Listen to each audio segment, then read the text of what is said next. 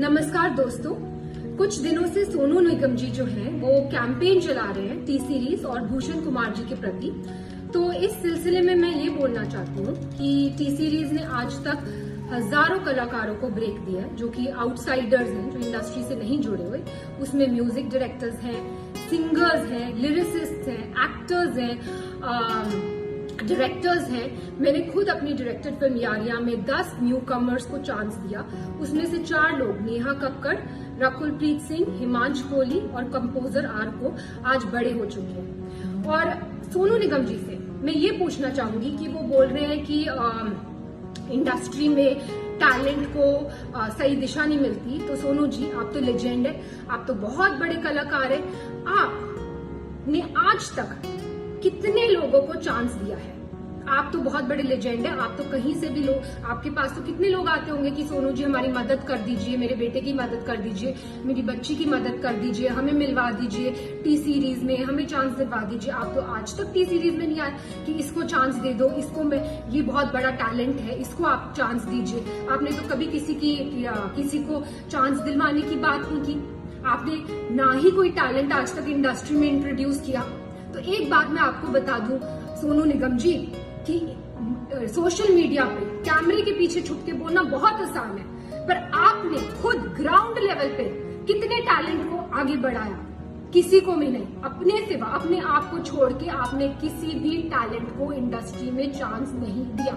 और आज आप हम पर ब्लेम कर रहे हैं कि हम लोगों को चांस नहीं देते, जबकि 97% लोग जो कि टी सीरीज में काम कर रहे हैं आज की डेट में, आप देख लीजिए, वो आउटसाइडर्स है, वो इंडस्ट्री किड्स नहीं है, उनका इंडस्ट्री से कोई भी लेना देना नहीं है। फिर भी हम उनको नए टैलेंट को ढूंढ रहे हैं और उनको चांस दे रहे हैं। दूसरी बात जो आपने बोली अपने वीडियो में, वो आपने ये बोली कि भूषण जी आपके पास आए और उन्होंने आपसे कहा कि भाई प्लीज मुझे बाला साहब ठाकरे से मिलवा दीजिए, प्लीज मुझे स्मिता ठाकरे से मिलवा दीजिए, प्लीज मुझे सहारा श्री से मिलवा दीजिए। मैं आप सबको ये बताना चाहती हूँ कि सोनू निगम जी खुद 5 रुपए में दिल्ली की रामलीला में गाना गाते थे।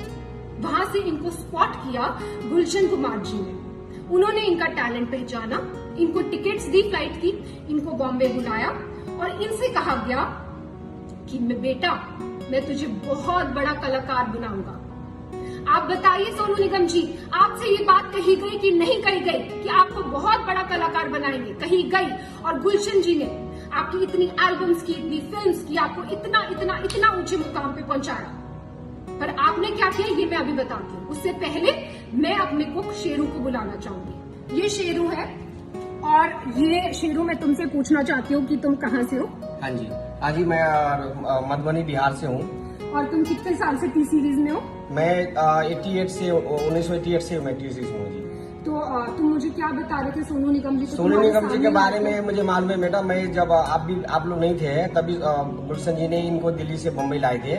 मैं गुलशन जी के साथ ही उस टाइम में था, गुलशन जी भी नहीं थे उस टाइम में। मैं गुलशन जी के साथ, मैं वो लोग बम्बई में रहते थे। सोनू निगम जी आए थे, उनके पास वो ऐसे छोटी स्कूटी होती है ना, उस भी आते थे। हमने हमारे ऑफिस में वो रिसेप्शन में बैठे रहते, कितना पे साहब आते थे तो उनसे मतलब मुलाकात करनी, कभी कोहली जी से, कभी मुकेश वगैरह, उनसे बातें करते रहते थे। घंटों घंटों लाइन में बैठे, मतलब वो उनसे बातें करना।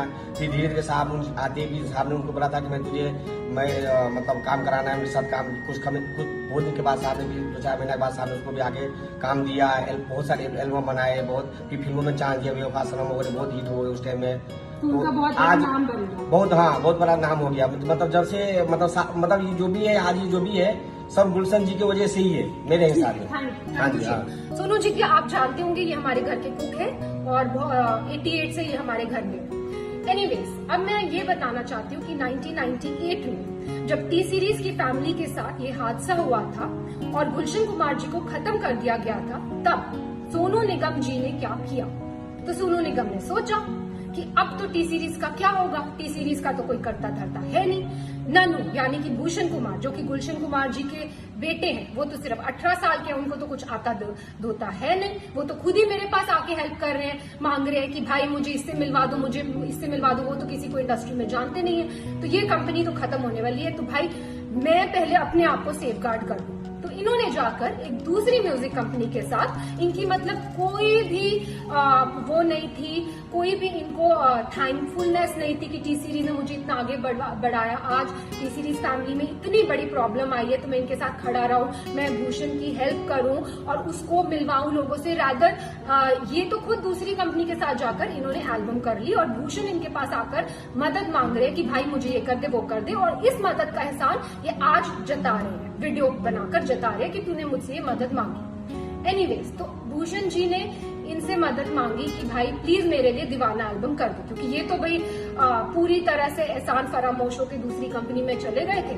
और इन्होंने जब अब इन्होंने एटीट्यूड दिखाया कि वो मेरे सामने आए, मुझसे मदद मांगे, और मदद इन्होंने करी भी और उसका भी एहसान जता रहे हैं, इन्होंने दीवाना एल्बम करी।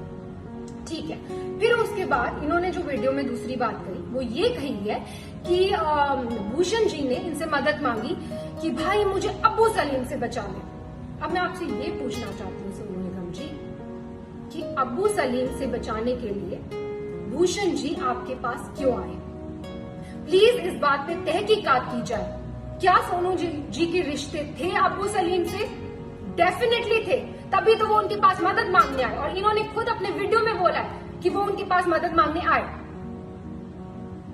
नेक्स्ट चीज जो मैं ये बोलना चाहती हूँ कि सोनू जी ने बोला है कि भूषण जी पे एक लड़की ने आरोप लगाया मीटू का, और उसके बाद वो आरोप वापस ले लिया गया और भूषण जी ने माफिया की चाल चली, पर मीडिया को सब पता है, मतलब भूषण जी मीटू रेपिस्ट है, लेकिन ये बात माफिया ने दबा दी। अब मैं आपको ये बताना चाहती हूँ सोनू जी कि मीटू एक बहुत ही अच्छी मूवमेंट थी जो स्टार्ट की गई इसलिए ताकि सोसाइटी में जो ऐसे लोग हैं, जो बुरे लोग हैं, उनका सफाया हो सके। पर इस मूवमेंट का बहुत सारे ऐसे लोगों ने फायदा उठाया, पैसे ऐंठने के लिए, ब्लैकमेल करने के लिए, किसी को किसी से वेंजेंस है तो किसी लड़की के कंधे पे बंदूक रख के चलाने के लिए, और ऐसे ही हमें बहुत सारी ब्लैकमेलिंग कॉल्स आई मीटू के टाइम पर।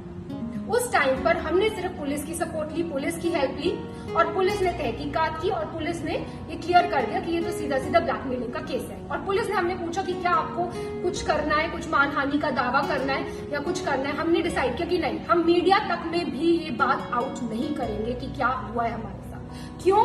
क्योंकि हम खुद किसी लड़की को डाउन क्यों करें, हम किसी लड़की को क्यों उसको इस तरह भरे बाजार में उसकी इज्जत उतारें। लेकिन उसका ऐसे बहुत सारे केसेस आए हमारे पास, और उसका फायदा आप जैसे लोग उठाते हैं। और कई लड़कियों ने एडमिट भी किया कि कई लोगों ने जो सच्चे दुश्मन है इंडस्ट्री में, उन्होंने वो पीछे थे इस मिली भगत के, लेकिन देखिए आप आज भी इसका फायदा उठा रहे। मैं पूछना चाहती हूँ सोनू निगम जी, क्या है मीटू मूवमेंट? मैं लगा दूं आप पे मीटू, तो मैं लगा दूं आप पे मीटू, बोल दो आप मीटू रेपिस्ट है, हो जाएंगे आप मीटू रेपिस्ट। तो प्लीज सोच समझ के वीडियो बनाया कीजिए, क्योंकि आपने धमकाया वीडियो में कि आप उस लड़की का वीडियो आउट कर देंगे।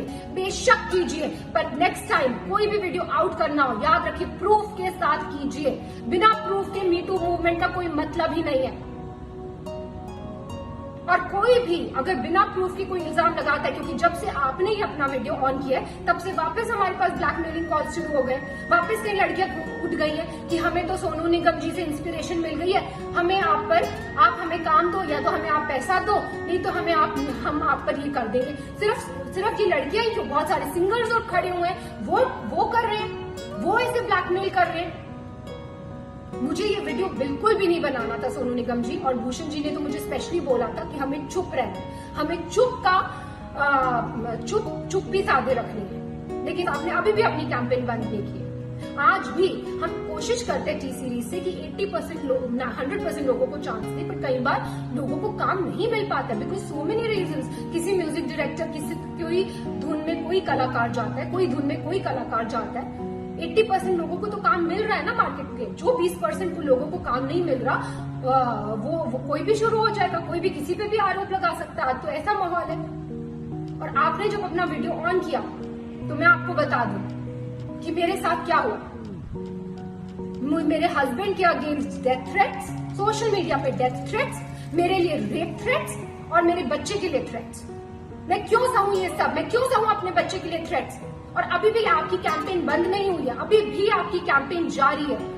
आप इतने सारे सिंगर्स को अभी भी इकट्ठा कर रहे हैं और उनको एक गठबंधन बना रहे हैं और उनको बहका कर जिनको काम नहीं मिल रहा फॉर वट एवर रीजन, उनको काम इस बात में लगा रहे हैं, इस पब्लिसिटी लेने के ये मुद्दे में लगा रहे हैं कि उनके आपके साथ मिल जाए और टी सीरीज को हम कैसे खत्म कर दें, भूषण कुमार को हम कैसे खत्म कर दें। एक बात मैं आपसे कहना चाहूंगी सोनू निगम जी, आप किस टाइप की हैं ये तो आपकी बीवी ने क्लियर कर दिया था। उन्होंने खुद आप पे, आपको याद है, आपकी बीवी ने खुद आप पे इल्जाम लगाए हैं। प्लीज याद कीजिए उन इल्जामों को, आपने पब्लिकली जो आपकी बीवी ने आप पे इल्जाम लगाए थे और फिर आप दूसरों पे इल्जाम लगाइए। और मैं बिल्कुल, जैसे कि मैंने कहा, मैं बिल्कुल इस हक में नहीं थी कि मैं ये वीडियो बनाऊं, लेकिन इतनी मैं कश्मकश में हूं, क्या करूं, बनाऊं ना बनाऊं, ये सच्चाई लाऊं कि नहीं लाऊं। फिर मुझे फाइनली गीता से मुझे मेरा आंसर मिला। गीता में जब अर्जुन भगवान कृष्ण से पूछते हैं कि मुझे ये युद्ध नहीं लड़ना है, ये युद्ध लड़के किसका फायदा होगा, तो भगवान कृष्ण अर्जुन को समझाते हैं कि एक योद्धा के लिए धर्म से बढ़कर युद्ध लड़ने के अलावा और कोई बड़ी चीज नहीं है। अगर तुम युद्ध नहीं लड़ोगे तो तुम अपना यश गवाओगे, तुम्हारा अपयश होगा, संसार में लोग तुम्हारे अपयश की चर्चा करेंगे और तुम्हारे दुश्मन हर तरह के कटु वचन बोलकर तुम्हारा वर्णन करेंगे। और वही हो रहा है, सब लोग कटु वचन बोल रहे हैं, सारी दुनिया। जैसे कि मैंने बोला, मुझे रेप थ्रेट्स आ रहे। तो मैं ये कहना चाहूंगी कि जितने भी आप सिंगर्स को, म्यूजिक डायरेक्टर्स को, जिनके पास आज कोई काम नहीं है, उनको आप भड़का रहे हैं, उनको भड़काना बंद कीजिए, क्योंकि अदरवाइज रणभूमि ओपन है। किसी को भी पब्लिसिटी के लिए इस रणभूमि में आना है, युद्ध ऑन है।